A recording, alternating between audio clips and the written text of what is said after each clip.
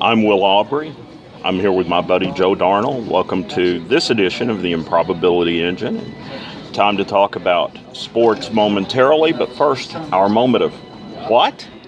And I had a startling moment of what the other day. I was at the holiday tournament that the Lady Lakers host. Right. And Cairo was playing somebody in, I think, the game for third place. And so I'm listening to the announcer, and he says, Lady co-pilots. And I'm like, wait a minute. And then I hear it again. And it's clear, lady co-pilots. And I'm like, seriously? And so I'm thinking, who, especially in this day and age, would have a team called the Lady Co-Pilots?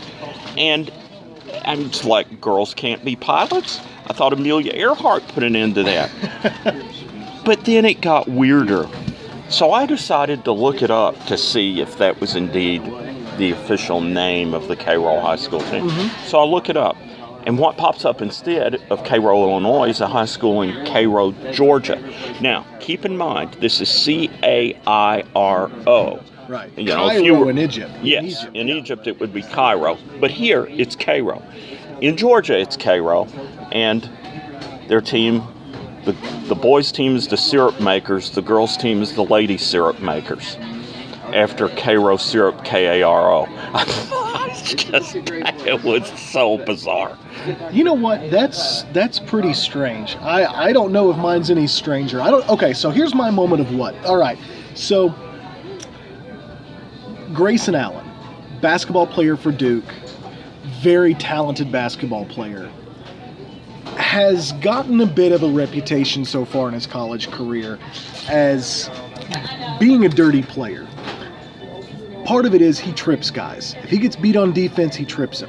If he gets, something like that happens. And he had talked this entire offseason all the time, I'm trying to put that past me. I realize it's dirty. I need to stop doing it. It's a bad habit, and I need to get out of it. So last night, they're playing Elon. And Grayson Allen's playing defense, and a guy beats him on the baseline. And as he's falling out of bounds, he sticks his foot out to trip the guy. Immediately gets a technical, as he should. This is an intentional foul of the worst proportions. It's not something that's the first time. Goes on, flips out, melts down, has trouble, and afterwards he's crying in the press room and he's trying to apologize, and it seems to have some serious contrition, which unto itself is fine, except he's done this like 9 times. It's not the first time he's done it. And there was talk on this guy that should be suspended. There were people who actually said, you know what? No, he doesn't need to be suspended. He apologized. It's okay. It's okay. And I thought to myself, what? That doesn't make any sense at all. Well, come to find out today, he has been suspended indefinitely by Duke. He's a great basketball player, but it's a lot like the guy. What's his name?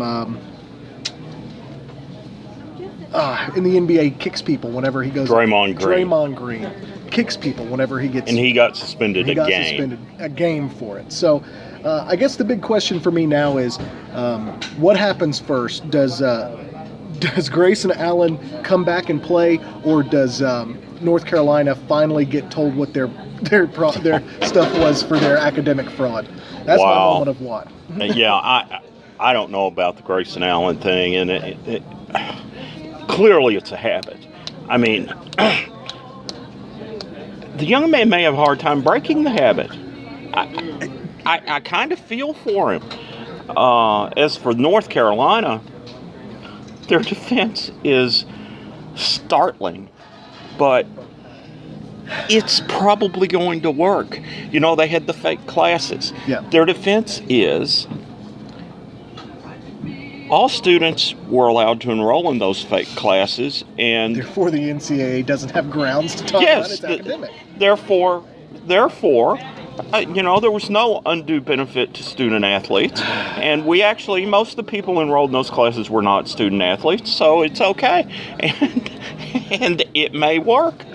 It drives me nuts because there is an unevenness in college sports that exists that harms smaller schools. We can see it here in this instance. If North Carolina gets away with this and gets no real penalty or a slap on the wrist, it's going to be difficult for fans of schools the size of Murray State to take the NCAA seriously. Because it just means, well, if you've got a good enough lawyer, you can get away with anything. And that's not supposed to be the case. Agreed. But the discrepancy, I think this is indicative of the discrepancy between the haves and the have-nots in the NCAA. We've seen it on a lot of different areas, from scheduling to NCAA tournament bids to now this, and even some of the other areas where you talk about even media coverage. We've talked about it with scheduling. Do you know how many true road games the University of Kentucky had played before last night? Zero Out of conference road games until they met the buzzsaw that was the Louisville Cardinals. And John Calipari after the game said, we weren't prepared to play a game like this. Well, duh. You think? I mean, here's the problem. Being an observer of the University of Kentucky fan base for most of my life, because I live in the state of Kentucky and that's just what you see, this loss is absolutely brought on by University of Kentucky fans, and I'll tell you why. Tubby Smith liked to schedule road games. He did. He'd play on the road before the conference season started, and you know what they called him? 10-loss Tubby. You're going to lose road games. They're harder to win. Home games are easier to win. But the interesting thing is, as successful as Calipari has been, I have friends who despise him. Friends who are Kentucky fans who despise him. One of my friends had season tickets to UK games for like ever and would drive all the way from, this area all the way up to Lexington to go to the games. And he dropped them because he said, all this one and done business, you never get used to who the players are. You never get to know them. You never feel invested. And as a result, if you look at it, UK's attendance has fallen during the Calipari era. Now, it hasn't fallen a lot, but the games aren't all sellouts anymore. Right. And that's something that has changed rather dramatically. And then I have another friend who says, and I don't know that I agree with this, but she says that Calipari's a terrible coach because he gets all the best players in the country and he's only won one national championship. Now, I don't know that I buy that, but there are definitely people who are unhappy. I can understand where they're coming from. And let's face it, the draw for sports is the personal connection you have with the team. In basketball, for me, I've been really blessed and lucky to have personal connections with players at Murray State. Now, when I was in school, I got to play with them. I've met them before. I've taken my kids to meet them. I mean, it's just, you can do that at Murray State. You have that kind of access. And let's be honest, we've been really lucky to have the type of player on the whole at Murray State that we've had. But you watch those guys develop. You watch them get better. You watch them grow. And the greatest example of that I can think of is a guy like Dante Poole. Dante Poole had what could be labeled as a horrendous first 2 years at Murray State. Horrendous. This is a young guy who had committed to Colorado State out of high school, went to a prep school for a year, came to Murray State, came in as a shooter, couldn't hit the broadside of a barn for whatever reason his first year, gets really badly injured, breaks a collarbone on a baseline drive, goes on in his career, his junior year, he goes and he takes on this leadership role, hits some big shots. His senior year, he does even more. He's a huge part in the Racers' win against Memphis. Big time shooter, can play, does a lot of things really well. Great defender, not the best defender, but a great defender on that team. I think, honestly, on most teams, Dante Poole's the kind of guy who called the best defender of the year, except he was playing next to a guy named Juwan Long, who might be the greatest defensive player, at least in the past 20 years at Murray State.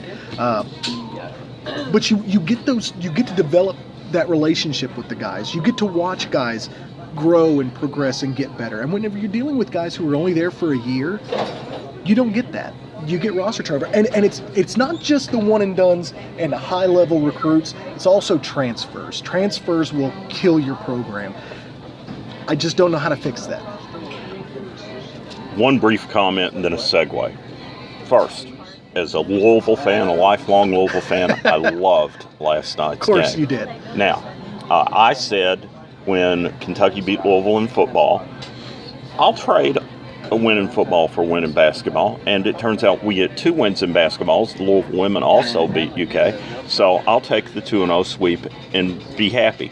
Now, I'm also a huge Murray State fan. Absolutely. And truth be told, I probably watch more Murray State games than I do Louisville games. The Racers are 5-7. They play tonight against Wright State. They're favored to win by 4 points in this game, but they haven't been as good as I expected them to be this year. Yeah, I think the biggest thing is consistency. Well, I think that's part of it, but there have consistently been some problems. Number one is no post presence on offense or defense. Right. The starting post player in the last game played 37 minutes, had 2 points and 2 rebounds. You can't get away with that. And then they also have not had a consistent shooter at the 2-guard spot. That's probably true. And I think a lot of that's going to have to be solved by committee this year.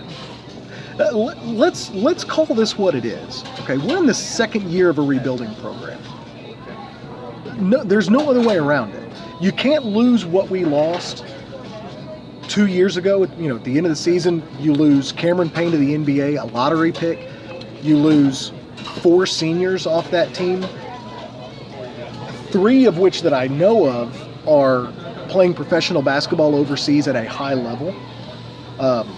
You don't lose those guys and immediately fill in. Now, I think the fan base got a little spoiled with the transition from Billy Kennedy to Steve Prohm. I truly believe that. That was the best transition from one coach to another I've ever seen in my life. And if you think about it, they lost a lot from Kennedy's last team. Absolutely. Yeah, they did. Now, they had a lot of talent still there, but you're right. It was a lot of guys who had, you develop those guys later on, but I just look at it and that's always going to be the big question is how do these transitions go? But you got to think now, the worst transition I ever saw in my life as a Racer fan, and it's been limited, was from Cronin to Kennedy. Yes. That was the worst transition I've ever seen. Billy came in, he had nothing to work with. He had nothing and no visits to give. That was the problem. You know what I mean? If he comes in 3 months earlier and they've got visits lined up where they can get guys in and get them on campus, different animal. Okay, it's not nearly as bad. It's not good, but it's not bad. The guys that left, and then the guys that they brought in, they bring in these guys who are talented, and one of them's a JUCO guy who lasts like 4 practices and is gone.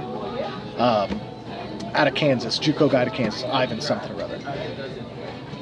But he gets a guy, you keep Tony Easley, which is a big deal, who just redshirted, 6'9" kid out of Auburn, skinny, not sure what to expect out of him.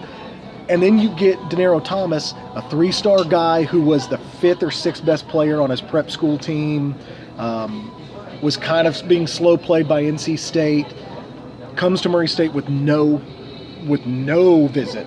Commits. The huge gets turned out to be the guys from Birmingham Southern. Absolutely. Dwayne, Paul, and Ed Horton. No, and think about how random things have to be to get those guys. Birmingham Southern has to decide, you know what, we're going D3 in basketball. Free transfers. If you want to leave, you can go without sitting out. That is something that nobody really planned for, least of all, the guys who transfer to Murray State. You get 2 Division I players immediately who can come in and play. And I want to give a plug here.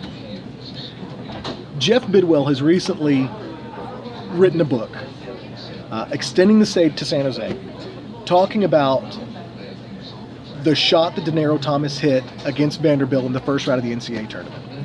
arguably one of the greatest shots in Murray State history. Right. Have you read the book? I have not read it. I want to really badly. Okay. But from what I can gather, this is that story, that progression story to that point. How did you get to that point? How do you get to Denaro Thomas, who that year, his senior year, had been slumping in his shooting compared to the rest of his time. And had missed several shots late in games. Absolutely. To the point that when he got the ball in that game against Vanderbilt, absolutely, I was like, he's the last guy you want to take this shot. The ball was supposed to go to Isaac Miles.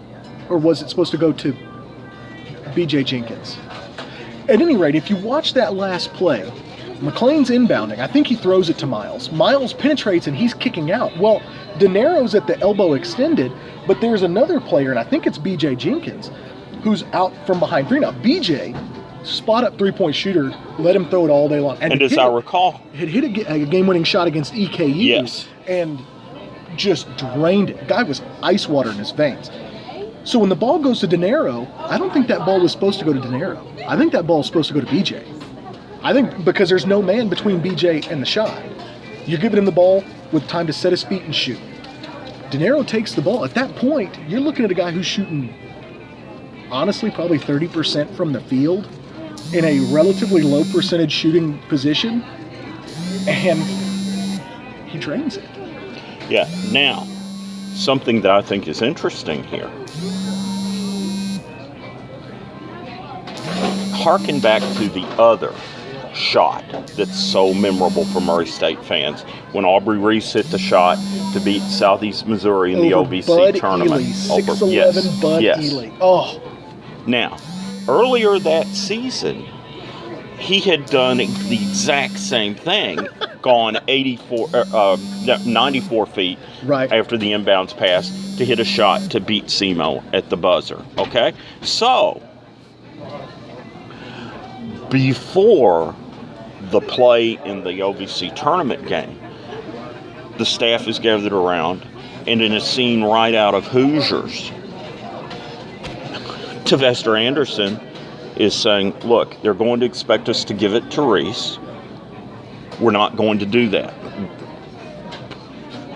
Instead, we're going to give it to one of the other guys. Right. And Aubrey said, I'll make it. Get me the ball, I'll make it.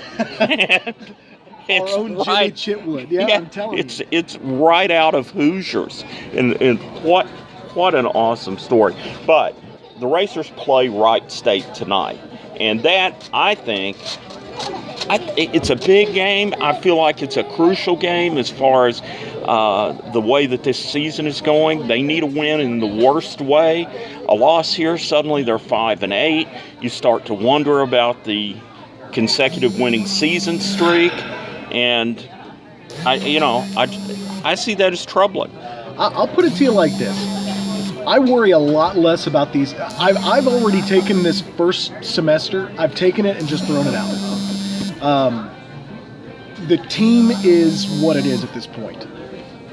I think they'll beat Wright State, mainly because they're kind of due for a win now. They went to South Dakota State, played that team very well. Not the whole game, but that's been the story so far. If they could ever put together even 30 minutes of quality basketball, they probably win most of their games this year. They probably beat Middle Tennessee, to be really honest with you. You're looking at a team that they went down to Oxford. They played well against Mississippi State for about 7 minutes. Ole Miss for about 7 minutes. But in that 7 minutes, they closed a 18-point deficit, and then they lost by single digits, if I remember correctly. Lost by 5. And could have had, a couple things go their way, they probably win that game. Right. After playing poorly for most of it. Same thing in South Dakota State. Now, South Dakota State's a good team. They got a kid named Dom who's fantastic, scored, 40 points? Was it 37 points, something like that against Murray State? Just unreal. Kid can play. They go down there, they don't play really great at all until the last few minutes of the second half. They tie the game, they send it to overtime, they just don't have any gas in the tank. This is a team in Murray State that needs to be more consistent with their effort. Okay. Moving along. Yeah. Let's talk some Lady Laker and Laker basketball. The Lady It's good to Lakers. talk about that, isn't it? Lady Lakers are 7-1. They won their own tournament, the Murray Bank Hardwood Classic, and I believe it's only the second time they've won that tournament. Now, most teams, when they're hosting a tournament, they go find the weakest teams they can find to bring in, Right. and so that they can win that thing. Callaway traditionally has not done that. Now, the field this year probably not as strong as some of the fields in the past, but still, Lyon County was a pretty darn good team, Absolutely. the team that they beat in the final. Charlie Settle is just becoming a phenomenal player. But in that game, the thing that I loved was that Megan Greer and Alicia Hornbuckle got their three-point shots going. Absolutely. And they're outstanding shooters. And here's what I always tell shooters. Shoot till you make one, then shoot till you miss one, then keep shooting. Right. Okay?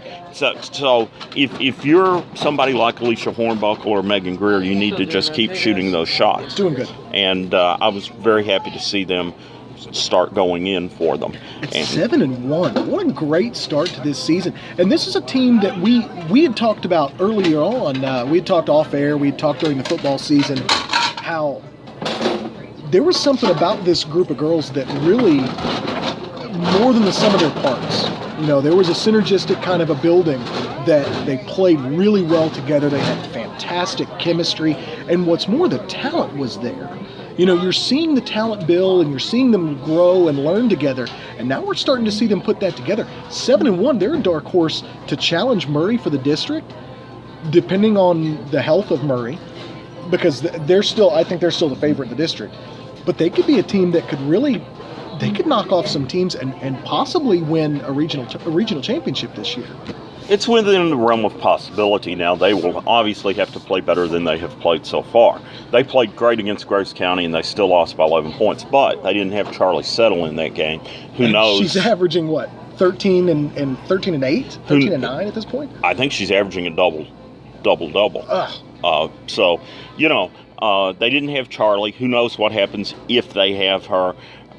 Marshall is very dangerous as well. Always. Both Marshall and Murray are very good. Yeah. But I see Callaway right now as being in the top 4 in the region, and we'll just have to see how it goes from there. Now, the Callaway boys, their record is not as impressive perhaps as the girls, but they've improved significantly since last season as well.